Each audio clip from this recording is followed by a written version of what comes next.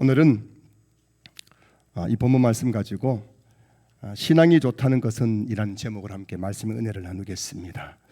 요즘 저는 제 자신에게 계속 되뇌이는 질문이 한 가지 있습니다. 신앙이 좋다는 것이 뭘까? 신앙이 좋다는 것이 뭘까? 계속해서 제 스스로에게 이 질문을 하게 됩니다. 우리는 보통 이런 말을 하지 않습니까? 저분은 참 신앙이 좋은 분이야. 저분은 진짜 믿음이 좋은 분이야. 자, 그런데 여러분, 우리가 누군가를 향해서 신앙이 좋다, 믿음이 좋을 텐데 그 기준이 뭘까요? 신앙이 좋은 사람은 교회를 오래 다닌 사람일까요? 아니면 기도를 많이 하는 사람일까요? 아니면 성경을 많이 아는 사람일까요? 아니면 봉사를 많이 하는 사람일까요? 물론 이런 것들도 신앙의 어떤 기준이 되기도 하겠죠. 하지만 이런 외적인 모습만 가지고 그 사람의 그 신앙을 평가할 수 있을까요? 예수님 당시에 바리새인들은 어떤 사람이었냐면은 첫째, 헌금 엄청나게 많이 했습니다. 11조를 철저하게 지켰어요. 그들은 채소 판 돈까지도 10분의 1을 구별해 가서 철저하게 11조 생활을 했고요. 두 번째, 율법을 철저하게 지켰습니다. 그리고 그들은 기도를 엄청 많이 했어요.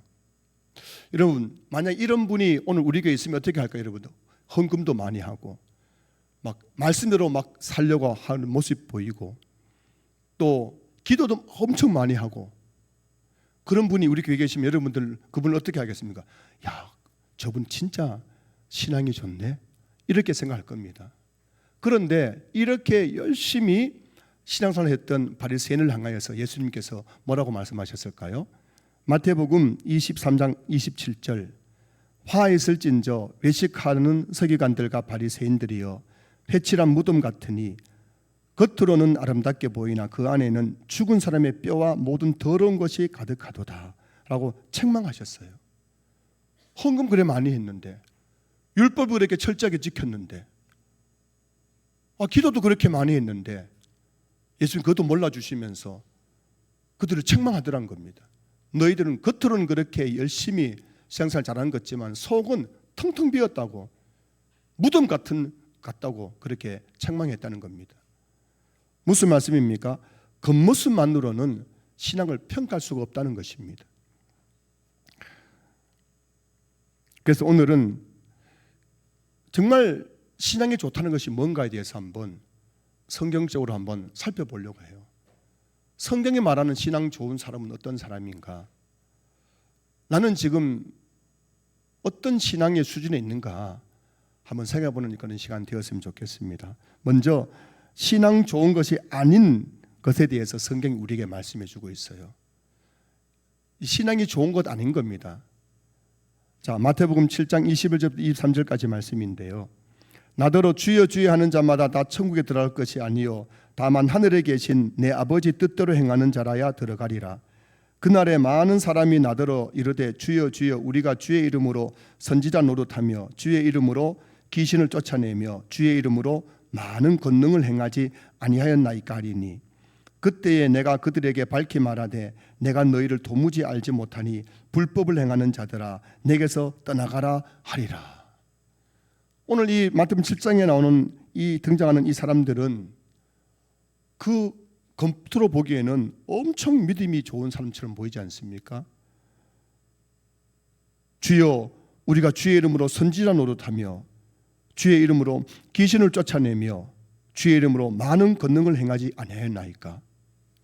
만약 우리 교회에 어떤 성도님이 계신데 이분이 막 선지자처럼 막 예언을 한대. 예언. 이제 우리 교회가 앞으로 어떻게 될 것이고, 집사님 보면은 집사님 오늘 동쪽으로 가면 안 돼, 서쪽 가야 돼. 요번에 자식 요번에 그 아들 요번에 어느 회사에 취업해야 돼. 막 이렇게 막 예언도 하고 또 막 기도하면 막 귀신이 쫓겨나가고 또 많은 막 능력을 행하는 분이 있으면 여러분들 아마 속으로 야, 저분은 최경 목사보다 낫네, 믿음 엄청 좋네, 이렇게 여러분이 아마 생각할 거란 겁니다. 그런데 그렇게 많은 능력을 행한 이 사람들에게 예수님께서 뭐라고 말씀하셨느냐? 마태복음 7장 23절, 내가 너희를 도무지 알지 못하니 불법을 행하는 자들아 내게서 떠나가라. 주님의 이름으로 그렇게 엄청난 일을 했는데도 불구하고 정작 주님은 나 너 모른다, 나 너 모른다 그렇게 말씀하시는 거예요. 무슨 말씀입니까? 주님 보시기에는 주의 이름으로 무슨 선전 노릇하고 귀신을 쫓고 많은 능력 행한다고 그것이 신앙 좋은 것이 아니라는 것입니다. 고린도 교회의 성도들은 그 은사를 받은 사람들이 유난히 많았습니다.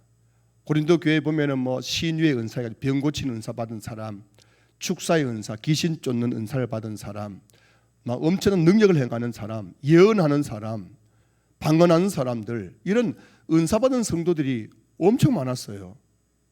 여러분도 아마 지금 좀 신앙에 관심 있는 분들은 나도 좀 방언했으면 좋겠다, 나도 좀 은사를 좀 받았으면 좋겠다, 그런 마음을 가진 분들이 계실 겁니다. 그런데 고린도 교회는 이런 은사 받은 성도들이 너무 많았어요. 그들이 모일 때마다 막 자기 은사를 자랑하면서 내가 막 최고의 은사를 받았어 하면서 굉장히 우쭐대고 자기가 믿음이 좋은 것처럼 생각했단 말이죠. 그런데 그런 고린도 교회 성도들을 향해서 바울이 뭐라고 말씀하고 있는지 아십니까? 고린전서 3장 1절 말씀 보시면은 형제들아 내가 신령한 자들을 대함과 같이 너희에게 말할 수 없어서 육신에 속한 자 곧 그리스도 안에서 어린 아이들을 대함과 같이 하느니라.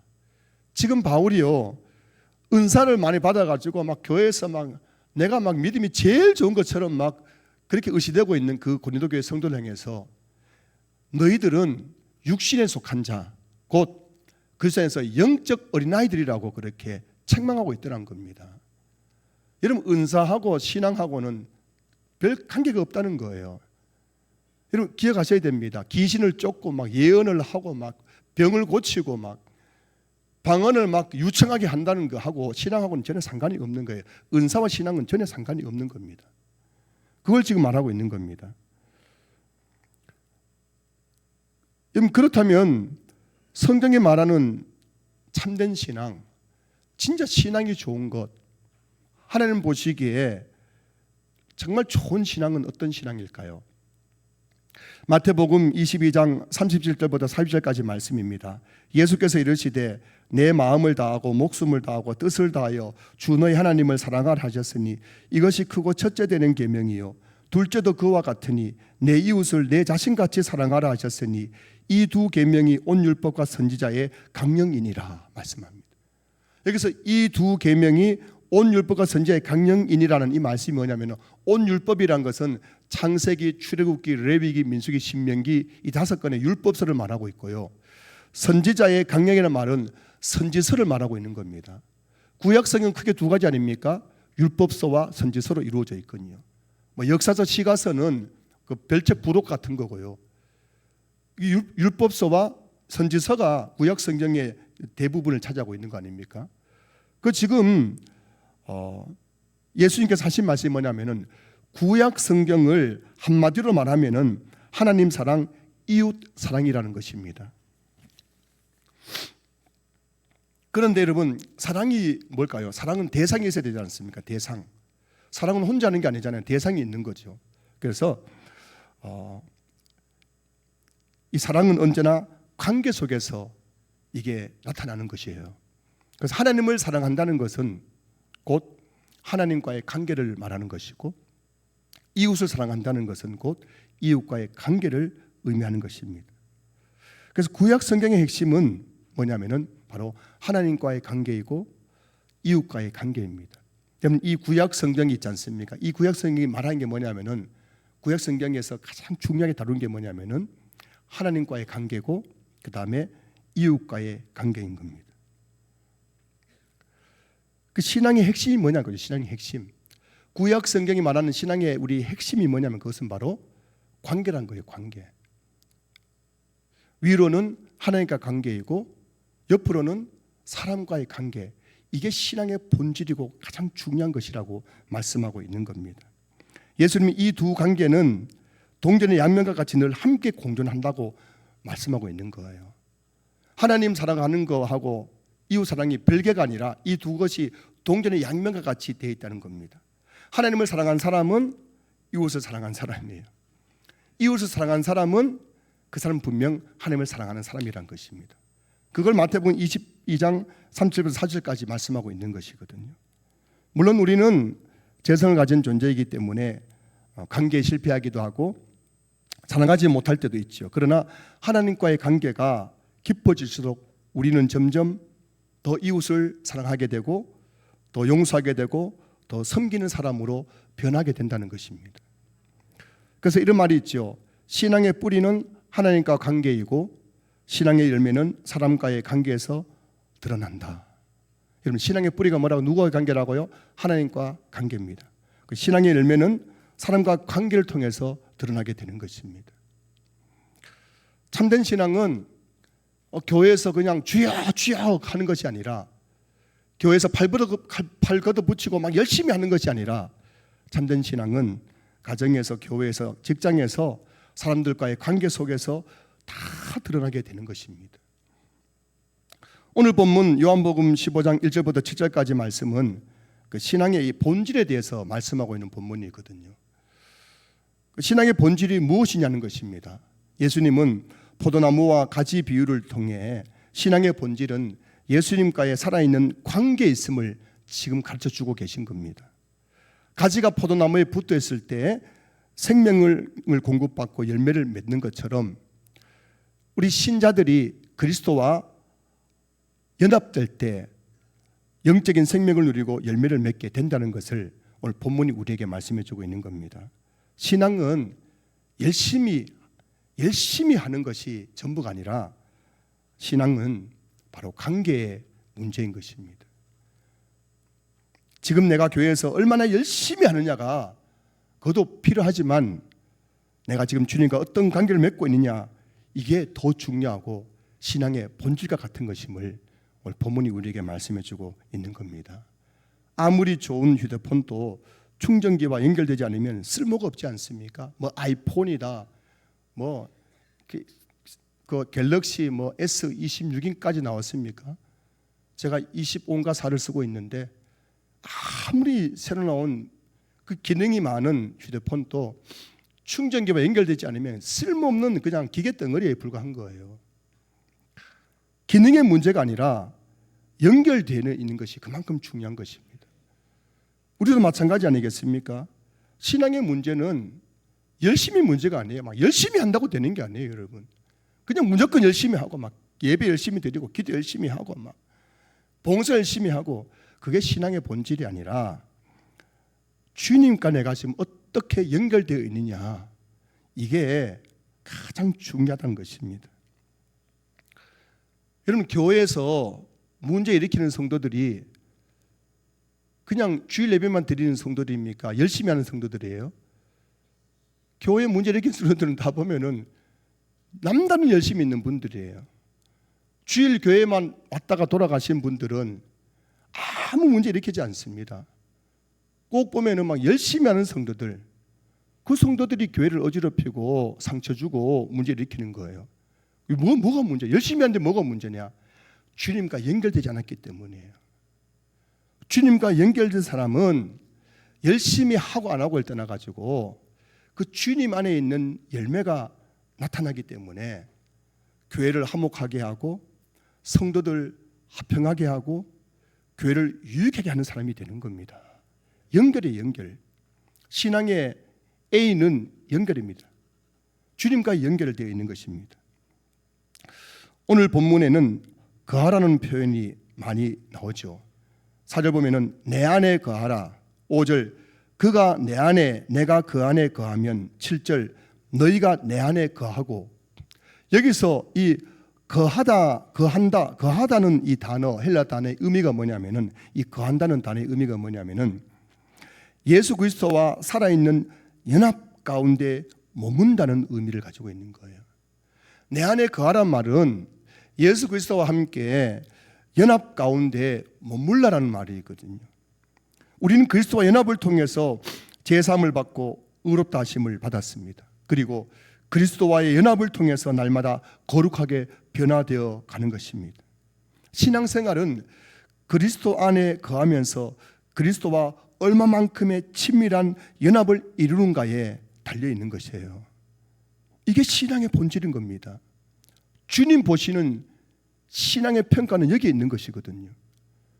내가 주의 이름으로 선지자 노릇하고 주의 이름으로 귀신을 쫓고 주의 이름으로 많은 권능을 행하나이다. 내가 신령한 은사를 받았나이다. 내가 교회에서 열심히 봉사하였나이다. 이게 주님이 평가하는 신앙의 기준이 아니라 주님이 보는 신앙의 평가 기준은 주님과 얼마나 연합되어 있는가. 그래서 성경은 주님과의 연합된 완전한 연합된 상태를 이렇게 설명하고 있죠. 갈라디아서 2장 20절입니다. 내가 그리스도와 함께 십자가에 못 박혔나니 그런즉 이제는 내가 사는 것이 아니요 오직 내 안에 그리스도께서 사시는 것이라. 이제 내가 육체 가운데 사는 것은 나를 사랑하사 나를 위하여 자기 자신을 버리신 하나님의 아들을 믿는 믿음 안에서 사는 것이라. 이게 완전한 연합을 보여주는 가장 대표적인 성경 구절이거든요. 이제는 내가 사는 것이 아니요 오직 내 안에 그리스도께서 사시는 것이라. 이게 완전한 그리스도의 연합인 겁니다. 이런 연합된 그 삶이 우리를 참된 신앙으로 이끌어가는 거예요. 오늘 본문에는 가장 많이 등장하는 단어는 열매입니다. 자, 2절 보실까요? 무릇 내게 붙어 있어 열매를 맺지 아니하는 가지는 아버지께서 그것을 제거해 버리시고 무릇 열매를 맺는 가지는 더 열매를 맺게 하려 하여 그것을 깨끗하게 하시느니라. 4절 보세요. 가지가 포도나무에 붙어 있지 아니하면 스스로 열매를 맺을 수 없음 같이 너희도 내 안에 있지 아니하면 그러하리라. 5절 말씀. 나는 포도나무요 너희는 가지라. 그가 내 안에 내가 그 안에 거하면 사람이 열매를 많이 맺나니 나를 떠나서는 너희가 아무것도 할 수 없음이라. 계속해서 열매를 8절도 오늘 본문은 아니지만 8절도 보면은 너희가 열매를 많이 맺으면 이라고 되어 있잖아요. 이런 포도나무 가지가 포도나무에 붙어 있으면 열매를 많이 맺는 것 같이 예수님 안에 거하는 사람, 예수님과 연합된 관계 속에 있는 사람에게는 반드시 열매가 나타난다는 것을 말씀하고 있습니다. 저는 지난 25년 동안 목회 현장에서 수많은 성도들을 만나면서 한 가지 흥미로운 사실을 발견했습니다. 그게 뭐냐면은 교회를 수십 년을 다녔는데도 불구하고 조금도 변화되지 않는 사람들이 있더라는 것입니다. 참 신기해요. 수십 년 교회 다녔는데도 교회 다니기 전이나 후나 바뀐 게 하나도 없는 사람이 있더라고요. 반면에 교회 다닌 지는 얼마 되지 않았는데 그의 삶 속에서 놀라운 변화를 경험하는 분들이 계세요. 방탕한 삶을 살다가 그 방탕을 끊고 술을 끊고 담배를 끊고 마약을 끊고 도박을 끊고 죄악된 삶에서 벗어나가지고 의롭고 거룩한 삶을 살아가는 그 놀라운 반전의 삶을 살아가는 성도들도 있더라는 것입니다. 도대체 그 차이가 뭘까? 왜 어떤 사람은 오랜 세월 신앙생활을 해도 변화되지 않는 것이며 왜 어떤 사람은 교회 다닌 지 얼마 되지 않았음에도 불구하고 이런 놀라운 변화를 경험하게 되는가? 그 이유가 뭘까? 여러분 그 이유가 어디 있다고 생각하십니까? 오늘 보면 5절 보세요. 나는 포도나무여 너희는 가지라. 그가 내 안에 내가 그 안에 거하면 사람이 열매를 많이 맺나니. 여러분 그 열매는 어디서 오느냐? 그리스도와의 연합에서 온다는 것입니다. 이것은 신앙생활이 오래냐 짧으냐의 문제가 아니에요. 정말 그리스도와의 완전한 연합을 이루는 사람은 그 삶 속에서 성화의 열매, 거룩의 열매가 맺혀지게 되더라는 것입니다. 자, 그렇다면 여러분 예수님 안에 거한다는 것은 구체적으로 어떤 의미일까요? 너무 막연하지 않습니까? 내 안에 거하라. 그럼 예수님에 거한다는 게 뭘까요? 과연 뭐 어떻게 하면 예수님에 거하는 것인가 궁금하지 않습니까? 예배를 많이 드리는 것이 예수님 안에 거하는 것인지, 기도 많이 하는 것이 내 안에 거하는 것인지, 성경 많이 읽는 것이 내 안에 거하는 것인지, 도대체 뭘 어떻게 하는 겁니까? 거기에 대한 답을 오늘 7절에 우리에게 말씀해 주고 있어요. 7절 보실까요? 너희가 내 안에 거하고 내 말이 너희 안에 거하면 이라고 되어 있죠. 이게 이런 동등관계입니다. 보세요. 너희가 내 안에 거하는 것, 그리고 내 말이 너희 안에 거하는 것, 이 두 가지 동등관계예요. 이 두 개 같다는 의미입니다. 무슨 말씀인가 하면은 오늘 예수님께서 내 안에 거하라고 했지 않습니까? 그 내 안에 거한다는 게 뭐냐면은 너희가 내 안에 거하고 그것이 곧 뭐냐면은 내 말이 너희 안에 거하는 것이라고 말씀하고 있는 거예요. 예수님 안에 거한다는 것은 우리가 무슨 십자가를 끌어안고 사는 것이 아니라 교회 안에서 막 계속 사는 것이 아니라 내 안에 거한다는 것은 바로 예수님의 말씀 안에 거하는 것을 의미한다고 오늘 본문이 말씀하고 있는 겁니다.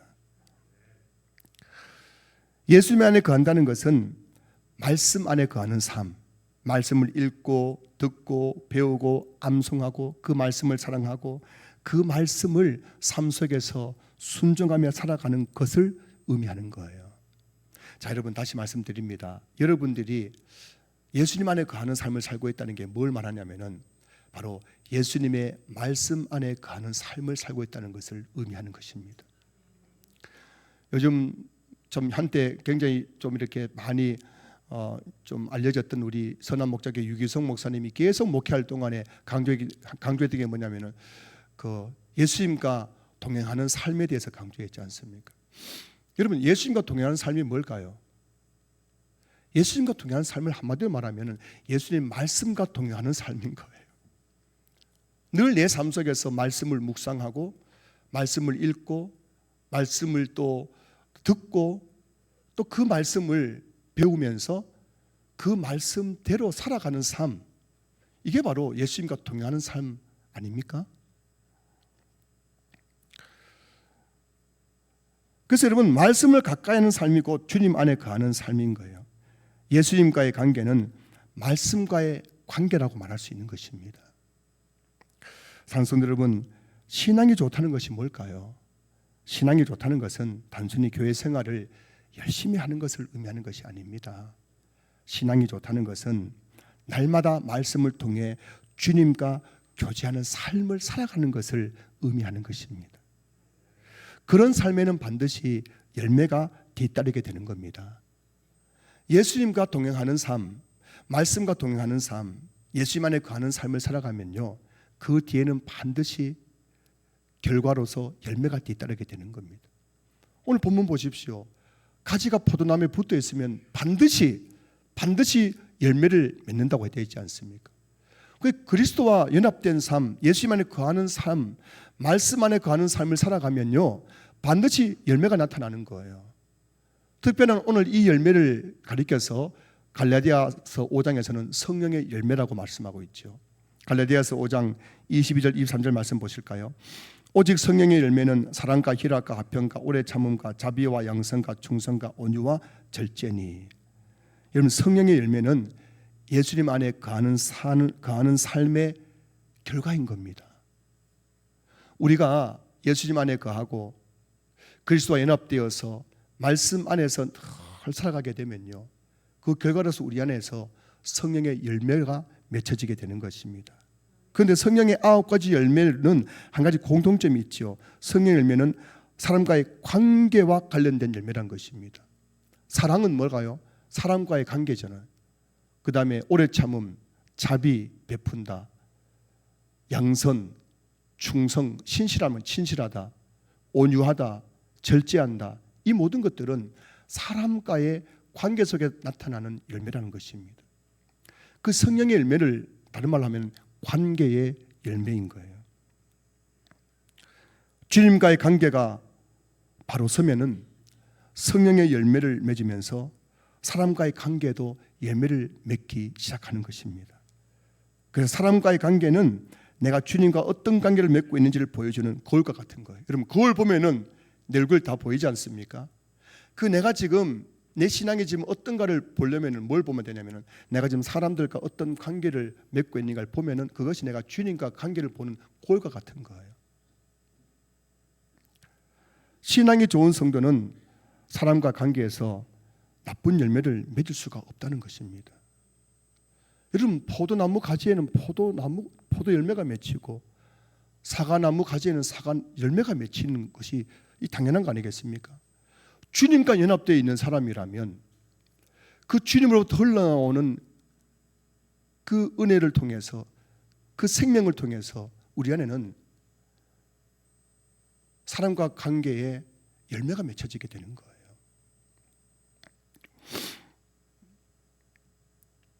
물론 우리는 여전히 부족하고 연약한 존재입니다. 때로는 넘어지고 실패하고 사랑하지 못할 때도 있습니다. 그러나 참으로 그리스도 안에 거하는 사람이라면 우리는 점점 성령의 열매를 맺으면서 사랑하고 용서하고 섬기는 사람으로 변화되는 것이 너무나 자연스럽고 당연한 것이란 겁니다. 사랑하는 성도 여러분, 신앙이 좋다는 것은 무엇일까요? 신앙이 좋다는 것은 교회를 오래 다녔다는 것이 아닙니다. 내가 지금 남다른 열심으로 교회를 다니고 있다는 것도 아니에요. 봉사를 많이 하는 것, 직분을 가진 것, 기도를 많이 하는 것, 그것만 가지고 신앙이 좋다고 함부로 우리가 평가할 수는 없다는 것입니다. 신앙이 좋다는 것은 주님과의 관계가 바르게 서 있는 것을 의미하는 겁니다. 날마다 말씀을 통해 주님을 알고 주님과 교제하면서 말씀에 순종하는 삶을 살아가는 것이 신앙 좋은 성도의 삶이라는 것을 성경은 우리에게 너무나 분명히 말씀해 주고 계신 겁니다. 그리고 주님 안에 거하는 삶에는 반드시 성령의 열매가 맺히게 됩니다. 사랑과 희락과 화평과 오래 참음과 자비와 양선과 충성과 온유와 절제의 열매가 나타나게 되는 겁니다. 이 열매를 통해서 우리는 결국 사람과의 관계 속에서도 아름다운 열매를 맺게 되는 것입니다. 오늘 설교를 한 문장으로 요약하면 성경이 말하는 신앙이 좋다는 것은 주님과의 관계 속에서 열매를 맺어가는 것입니다. 성도 여러분, 신앙이 좋다는 것은 여러분의 삶 속에서 주님과의 관계 속에서 나타나는 열매를 통해서 알 수가 있는 겁니다. 그런데 그 열매가 뭐라고요? 성령의 열매, 관계의 열매라는 것입니다. 여러분의 신앙은 관계를 통해서 증명된다는 것입니다. 하나님께서 보시는 신앙의 핵심은 바로 관계예요. 먼저는 주님과의 관계이고 두 번째는 이웃과의 관계인 것입니다. 인간관계를 방해하는 세 가지 적이 있어요. 우리 안에는 사람과의 관계를 힘들게 만들고 방해하는 세 가지 적이 있는데 첫 번째는 교만이에요. 교만. 교만한 사람들은 관계를 잘 못합니다. 특별히 어제 우리 교회에서 우리 노회 교육부 주관으로 청년들을 대상으로 1일 부흥회를 했었거든요.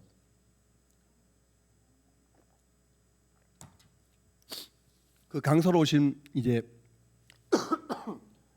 교수님이 이제 저희 이 고신교단 고신신학교 이제 교수님이 이분이 이제 그 세계적으로 이제 인정받는 아주 훌륭한 교수님이에요. 이분이 서울대 출신이고 그 아내분도 서울대 출신이고 지금 판사님이거든요. 그 대화 중에 이야기하더라고요. 서울대 애들이 사교성이 떨어진대요. 서울대 애들이. 왜냐하면 그 이유가 뭐겠습니까? 내가 최고니까는 사람들 만나면 다 아래로 보이는 거예요. 그래서 서울대 출신이라 다 그런 건 아니지만 많은 경우에 서울대 출신들이 뭐냐면은 이 관계성이 떨어진다고 말하더라고요. 교만하기 때문인 거군요. 내가 최고라는 것. 또 두 번째 우리 안에는 적이 뭐냐면은 열등감이 열등감. 열등감이 많은 사람들도 이 관계를 잘 못합니다. 제가 사실 이 전도사 시절까지 해도 열등감이 너무 많아가지고 이 관계가 제대로 되지 않았던 사람이었거든요. 그 열등감은 우리를 자꾸 사람과 관계 속에서 우리를 자꾸만 벽을 치게 만들고 그 열등감 때문에 자꾸만 상처 주는 말을 하게 되고 이렇게 된단 말이죠. 세 번째는 뭐냐면은 마음의 상처예요. 사람에게 받은 마음의 상처가 많은 사람일수록 관계를 잘 못합니다. 그 사람만 가면 그냥 여러 가지 문제, 트러블이 생기는 거예요. 왜냐하면 상처가 막 자꾸 드러나게 되는 거예요. 말을 통해서, 행동을 통해서. 근데 여러분, 우리가 주님 안에 거하면서 주님 말씀 안에 거하는 삶을 살아가게 되면은 그 말씀을 읽고 묵상하고 그 말씀을 암송하고 그 말씀을 듣고 그 말씀을 정말 사랑하면서 살아가면요, 성령님께서 그 말씀을 통해서 우리 안에 교만을 다 꺾어주시는 거예요. 그리고 내 안에 열등감을 완전히 회복시켜 주시는 거예요. 그리고 마음의 상처를 깨끗하게 치유해 주시는 겁니다. 그 정말 그리스도와 연합된 사람들은요, 그 내면 안에 있는 교만, 열등감, 상처가 깨끗하게 치유됨으로 말미암아 어떻게 되냐면은 사람들과 관계가 회복되는 거예요. 가정에서 부부간의 관계가 회복되고, 자녀와 관계가 회복되고, 직장에서 동료들과의 관계, 서로 관계가 회복되는 것을 경험하게 되는 겁니다. 여러분, 우리가 예수님과 연합되어 있으면요, 그 다른 말로 하면 뭐라고요? 말씀과 연합되어 있으면요, 반드시 우리 안에 있는 모든 상처는 치유됩니다. 열등감은 치유됩니다. 교만을 말씀이 꺾어서 우리를 겸손한 사람 만들어 주는 거예요. 그래서 우리가 어떻게 해야 되느냐? 성령의 열매를 맺는 삶으로 변화시켜서 모든 관계 속에서 화평한 삶으로 만들어 주는 거예요. 근데 그 출발점이 뭐냐면은 주님과의 관계인 겁니다. 전 여러분들이 정말 지금 여러분들이 더 내 신앙생활에서 신경 써야 될 게 뭐냐면, 내가 더 열심히 해서 사람들이 인정받느냐가 아니라, 성도들이 아이고 우리 권사님은 진짜 신앙이 좋으시네요, 우리 집사님은 진짜 믿음이 좋으세요, 이런 소리 듣는 것이 아니라 주님이 지금 내 신앙을 어떻게 바라보느냐를 간직하셨으면 좋겠습니다. 주님은 여러분들이 지금 주님과 어떤 관계 속에 있느냐, 그걸 보시는 거예요. 주님의 말씀 앞에서 여러분들이 지금 깨어지고 있느냐, 그 말씀이 여러분의 생각을 바꾸고 여러분들의 삶을 바꾸고 있느냐, 그걸 보시는 거예요. 그 주님 안에 거하는 삶, 연합된 삶이 되면요, 그 다음엔요, 내 모든 삶들이 회복되는 것을 우리가 경험하게 되는 것입니다. 사랑하는 성도 여러분, 신앙이 좋다는 게 뭘까요? 그것은 바로 관계입니다. 관계. 위로는 주님과 관계이고 옆으로는 이웃과의 관계예요. 여러분, 이것을 꼭 기억하시면서 신앙생활 하시기를 주님 축복합니다. 오늘 여러분 이 설교 끝나거나 듣고 예배 끝나고 그냥 끝나버린 게 아니라 오늘 집에 가서 한번 생각해 보세요. 나는 지금 주님과 어떤 관계 속에 있는가? 나는 지금 주님과 연합되어 있는가를 생각하면서 여러분들이 신앙생활 하시기 바랍니다. 이게 안 되면요, 이게 안 되면은, 주님과 연합이 안 되면 여러분들은 죽을 때까지 교회 다녀도 눈곱만큼도 변화될 수 없어요. 사람이 바뀌지가 않는다니까요. 하지만 주님과 연합되면 내가 모를 정도로 내가 변화되는 것을 보게 되는 거예요. 이런 놀라운 은혜를 우리 신앙교회 모든 성도님들이 경험할 수 있기를 주님의 이름으로 축원합니다. 축원합니다.